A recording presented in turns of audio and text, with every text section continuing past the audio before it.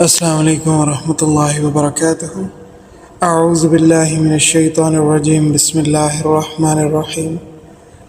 اللہم صلی وسلم علی نبینا محمد صلی اللہ تعالی علیہ وآلہ وسلم۔ عزیزان من، آج جس سورہ مبارک سے ہم اپنے سبق کا آغاز کریں گے، اس سورہ مبارک کا نام العادیات ہے۔ مکہ مکرمہ میں 13ویں نمبر پر نازل ہوئی۔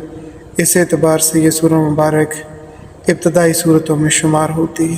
ایک رکوع جبکہ 11 آیات پر مشتمل ہے۔ اللہ رب العالمین اس سورہ مبارک کے آغاز میں قسمیں کھاتے ہیں، اور قسم کھاتے ہیں اللہ رب العالمین گھوڑوں کی۔ اللہ رب العالمین ارشاد فرماتے ہیں وَالْعَادِيَاتِ ذَبْحًا، قسم ہے ان گھوڑوں کی جو دوڑتے ہیں ہانپتے ہوئے۔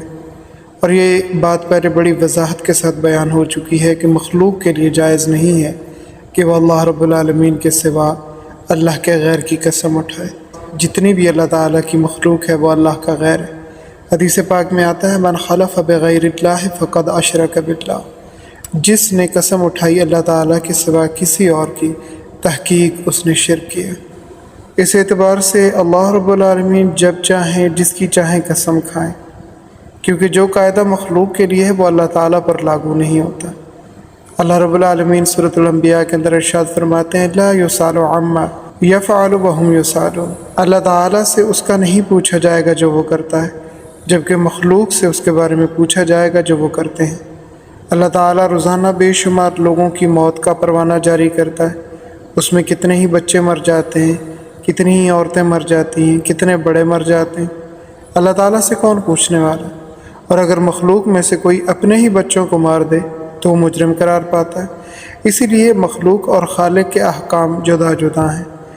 جو قوانین، جو ضابطے مخلوق پر لاگو ہوتے ہیں وہ اللہ رب العالمین کے اوپر لاگو نہیں ہوتے۔ حضرت علی رضی اللہ تعالی عنہ اس ابتدائی آیت کے بارے میں فرماتے ہیں کہ اس سے مراد اونٹ ہے، کیونکہ عرب کی سرزمین پر زیادہ سواری اونٹوں کی ہوتی تھی اور وہ دوڑتے بھی خوب ہیں، خصوصاً جب اللہ تعالیٰ کے راستے میں سفر کیا جا رہا ہو، جیسے الہ کلمت اللہ کی سربلندی کے لیے لڑائی لڑنا ہو، حج اور عمرے کے لیے سفر کرنا ہو، عرفات پہنچنا ہو، مزدلفہ اور منی پہنچنا ہو، تو اونٹوں کی قسم ہے۔ لیکن حضرت عبداللہ بن عباس رضی اللہ تعالیٰ عنہما فرماتے ہیں کہ اس سے مراد اونٹ نہیں گھوڑے ہیں، اور اس کی وہ دلیل کیا دیتے ہیں؟ کیونکہ آگے لفظ ہانپنا آ رہا ہے، اور گھوڑے ہانپتے ہیں جبکہ اونٹ نہیں ہانپتے۔ ہانپنے کا معنی یہ ہے کہ تیزی کے ساتھ چلتے ہوئے جلدی جلدی سانس لینا۔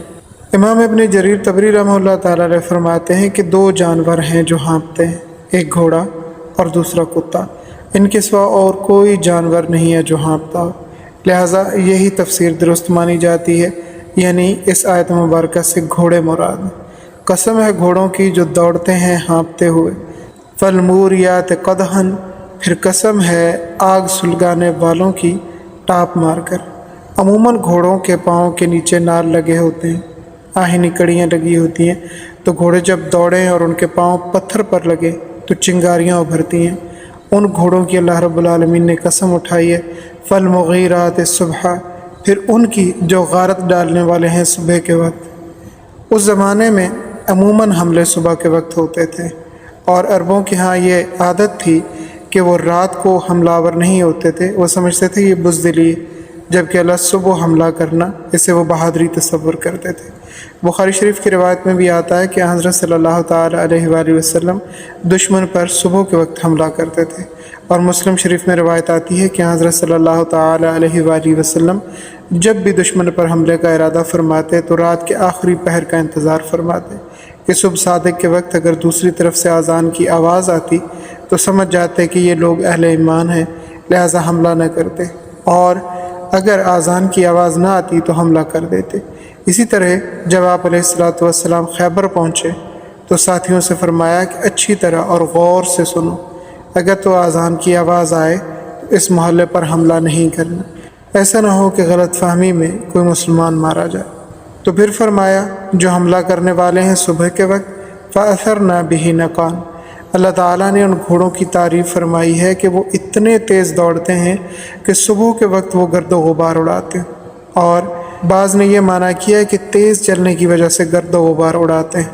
فَوَسَطْنَا بِهِ جَمْعًا، پس وہ گھس جاتے ہیں دشمن کی جماعت میں، گرد و غبار کے ساتھ۔ ان گھوڑوں کی قسم ہے، اور آگے جواب قسم ہے۔ جواب قسم کیا ہے؟ ان الانسان لربہ لکنود، بے شک انسان اپنے رب کا بڑا ہی ناشکرا ہے۔ عزیزان من، بظاہر گھوڑوں کے دوڑانے اور انسان کے ناشکرے ہونے کا آپس میں کوئی ربط نظر نہیں آتا، لیکن حقیقت میں صاحب التفسیر بیان فرماتے ہیں کہ بڑا گہرا ربط ہے۔ وہ اس طرح ہے کہ گھوڑے کو بندے نے پیدا نہیں کیا، اللہ رب العالمین نے پیدا فرمایا، اور گھوڑے کے واسطے چارہ، پانی، اس کی خوراک کا بندوبست بھی بندے نے نہیں کیا، اللہ رب العالمین نے پیدا فرمایا۔ گھوڑا سانس لیتا ہے تو ہوا بھی اللہ تعالیٰ نے اسے فراہم کی ہے، بندے نے فراہم نہیں کی۔ گھوڑا جس زمین پر چلتا ہے وہ بھی رب تعالیٰ کی پیدا کی ہوئی ہے، بندے کی پیدا کی ہوئی نہیں ہے۔ بندہ محض اس کا مجازی طور پر مالک ہے کہ اس نے اسے خریدا ہے یا گھر میں پالا ہے، گھاس اٹھا کر اس کو کھلاتا ہے، پانی اس کو پلاتا ہے۔ اتنے سے تعلق سے وہ اس کا اتنا فرما بردار ہے کہ جب وہ شخص الہ کلمت اللہ کی سربلندی کے لیے اسی گھوڑے کے اوپر سوار ہو کر اللہ کے راستے میں لڑائی کرتا ہے تو گھوڑا دشمن کی صفوں میں گھس جاتا ہے، تیروں کی بارش ہو رہی ہے، تلواریں چل رہی ہیں، نیزے مارے جا رہے ہیں، گھوڑا زخمی بھی ہوتا ہے لیکن اپنے مجازی مالک کی نافرمانی نہیں کرتا۔ لیکن انسان اپنے حقیقی مالک کی بے شمار نعمتیں کھانے کے باوجود نافرمان ہے۔ اے انسان، تو نے سوچا کتنا بڑا سبق ہے اس کے اندر؟ یعنی وہ گھوڑا جو تھوڑے سے اناج، تھوڑی سے خوراک کے بدلے میں اپنے مجازی مالک کے لیے اپنی جان پر کھیل جاتا ہے، اور دوسری جانب انسان ہے جیسے اللہ رب العالمین نے اس کے بن مانگے اور مانگنے پر کتنا کچھ عطا فرمایا، مگر وہ اپنے رب کی نافرمانی سے باز نہیں آتا، ناشکری کرتا ہے۔ تو گھوڑے سے بھی گیا گزرا ہوا اس اعتبار سے، حالانکہ رب تعالیٰ نے تجھے پیدا کیا ہے، تیرے لیے خوراک کا، پانی کا، زمین کا اور ہوا کا بندوبست کیا ہے، سارا کارخانہ کائنات تیری خدمت پر لگایا ہے، تو کتنا ناشکرا ہے۔ راحت آرام میں بھی تو رب تعالیٰ کے سامنے نہیں جھکتا، اور گھوڑا تیروں کی بارش میں بھی تیری فرما برداری کر رہا ہے۔ حضرت حسن بصری رحمہ اللہ تعالیٰ علیہ کے نزدیک لکنود کا معنی عام مفسرین کی نسبت مختلف ہے۔ عام مفسرین کرام لکنود کا معنی مطلق ناشکری کرنے والا کرتے ہیں، لیکن حضرت حسن بصری رحمہ اللہ تعالیٰ علیہ جو تابعین میں سے ہیں وہ فرماتے ہیں کہ لکنود اس ناشکرے کو کہتے ہیں جس پر رب تعالیٰ کی بے شمار نعمتیں ہوں اور وہ ان نعمتوں کا ذکر نہ کرے، لیکن جب تکلیفوں میں پھنس جائے تو تکلیفیں ساری شمار کرے کہ مجھے یہ بھی تکلیف ہے، یہ بھی تکلیف ہے، میں بیمار ہوں، میرا کاروبار صحیح نہیں چل رہا، میری اولاد کے رشتے نہیں ہو رہے، میرا گھر اچھی طرح آبادی کا شکار نہیں ہے، میرا گھر اچھی طرح آباد نہیں ہو رہا، مجھے مالی نقصان ہوا ہے، دشمن نے میرے ساتھ یہ کر دیا، جبکہ رب تعالیٰ کی نعمتوں کا ذکر کبھی نہیں کرتا کہ اللہ تعالیٰ نے مجھے وجود دیا، آنکھیں دی، کان دیے، زبان دی، میں کانوں سے سن سکتا ہوں، زبان سے اپنا مدعا بیان کر سکتا ہوں، آنکھوں سے دیکھ سکتا ہوں، میرا دل صحیح کام کر رہا ہے، میرا دماغ صحیح کام کر رہا ہے، مجھے اللہ نے مال دیا، اولاد دی ہے، اللہ تعالیٰ نے عزت دی ہے، شہرت دی ہے۔ اللہ تعالیٰ کی نعمتوں کو یاد کر کے اس کا شکر ادا کرے تو اللہ تعالیٰ اور زیادہ دے گا۔ اللہ تعالیٰ فرماتے ہیں لَإِن شَكَرْتُمْ لَأَزِيدَنَّكُمْ، اگر تم شکر کرو گے تو میں ضرور زیادہ دوں گا۔ اور یاد رکھنا چاہیے کہ شکر کا یہی معنی نہیں ہے کہ اچھا کھانا کھانے کے بعد منہ پر ہاتھ پھیر کر الحمدللہ کہہ دیا، اگرچہ ایسا کرنے والے بھی اب بہت کم ہیں۔ میڈیکل سائنس کہتی ہے کہ آدمی جب کھانا کھاتا ہے، پانی پیتا ہے تو 2 منٹ کے اندر وہ اس کا جزو بدن بن کر ناخنوں کے نیچے تک پہنچ جاتا ہے۔ بھائی کھانے پینے کی چیزوں کا اثر تو سارے بدن میں ناخنوں کے نیچے تک پہنچ گیا، اور شکریہ میں محض 2 تولے کی زبان ہلا کر سمجھا کہ شکریہ ادا ہو گیا۔ یقین مانے سب سے بڑا شکریہ صاحب التفسیر بیان فرماتے ہیں کہ نماز کے ذریعے سے، نماز کے ذریعے جو شکر ادا ہوتا ہے وہ اور کسی عبادت کے ذریعے ادا نہیں ہوتا، اور تمام عبادات میں سر فہرست نماز ہے۔ قیامت والے دن پہلا پرچہ ہی نماز کا ہے۔ اول ما یحاسب العبد یوم القیامہ الصلاۃ، مومن کا پہلا پرچہ، پہلا پیپر حقوق اللہ میں سے نماز کا ہوگا۔ اگر تو نماز میں پورا اترتا ہے تو انشاءاللہ تعالیٰ باقی بھی اعمال ٹھیک ہوں گے، اور جو نماز میں پورا نہ اترا وہ باقی اعمال میں بھی پورا نہیں اتر پائے گا۔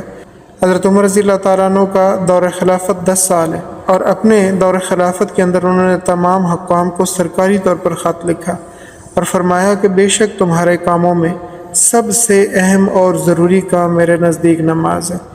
جو افسر نماز پڑھتا ہوگا میں سمجھوں گا کہ باقی کام بھی دیانتداری کے ساتھ کرتا ہے، اور جو نماز نہیں پڑھتا میں سمجھوں گا کہ اس نے باقی کام بھی نہیں کیے۔ یعنی حضرت فاروق اعظم رضی اللہ تعالیٰ عنہ کے دور میں افسران کی دیانتداری کا معیار نماز تھا۔ بے شک انسان اپنے رب کا بڑا ناشکر ہے۔ وَإِنَّهُ عَلَىٰ ذَلِكَ لَشَهِيدٌ، اور بے شک وہ اس پر گواہ ہے۔ وَإِنَّهُ لِحُبِّ الْخَيْرِ لَشَدِيدٌ، اور بے شک وہ مال کی محبت میں بہت سخت ہے، مال کا بڑا عاشق ہے۔ مسلمان قوم کی ذلت کا ایک سبب مال کی محبت بھی ہے۔ ابو داؤد شریف میں روایت ہے کہ حضرت صلی اللہ تعالیٰ علیہ وآلہ وسلم نے فرمایا، ایک زمانہ آئے گا کہ کافر تمہیں کھانے کے لیے ایک دوسرے کو دعوت دیں گے، جیسے دسترخوان پر کھانا لگا دیا گیا ہو اور کھانے والوں کو بلایا جاتا ہے، آؤ بھائی تم بھی کھا لو۔ صحابہ کرام رضوان اللہ تعالیٰ علیہم اجمعین نے اس موقع پر پوچھا، یا رسول اللہ صلی اللہ تعالیٰ علیہ وآلہ وسلم، کیا اس وقت ہم اتنے تھوڑے ہوں گے کہ کفار ہمیں کھانے کے لیے ایک دوسرے کو دعوت دیں گے؟ آپ صلی اللہ تعالیٰ علیہ وآلہ وسلم نے فرمایا، لا بل انتم کثیر، نہیں تم تھوڑے نہیں ہوگے بلکہ تم بہت زیادہ ہوگے، یعنی مسلمان اس وقت بہت کثیر تعداد میں ہوں گے۔ تو پھر پوچھا گیا، جب ہم اتنے زیادہ ہوں گے یا رسول اللہ پھر لوگ ہمیں کیسے کھائیں گے، یعنی کیسے ہم پر چڑھ دوڑیں گے؟ اللہ کے رسول صلی اللہ تعالیٰ علیہ وآلہ وسلم نے فرمایا، فیکم الوہن، تمہارے اندر وہن ہوگا، اور وہن کا لفظی معنی ہے کمزوری، سستی۔ یہ تو صحابہ کرام رضوان اللہ تعالیٰ علیہم اجمعین سمجھتے تھے مگر مطلب نہ سمجھے۔ پوچھنے لگے، ومل وہن یا رسول اللہ، ہمیں یہ بھی بتا دے کہ وہن کیا ہوتا ہے، ہمیں سمجھ نہیں آئی۔ آپ علیہ الصلوۃ والسلام نے فرمایا، حب الدنیا وکراہیت الموت، دنیا کی محبت اور موت سے ڈرنا، یہ وہن ہے۔ جس وقت یہ دو بیماریاں تمہارے اندر آ جائیں گی، کافر تمہیں کھانے کے لیے ایک دوسرے کو دعوت دیں گے۔ آج ہماری یہی کیفیت ہے، ہم موت سے ڈر رہے ہیں جو اٹل حقیقت ہے، اور دنیا سے محبت کر رہے ہیں جسے ہمیں بہرحال چھوڑنا ہے۔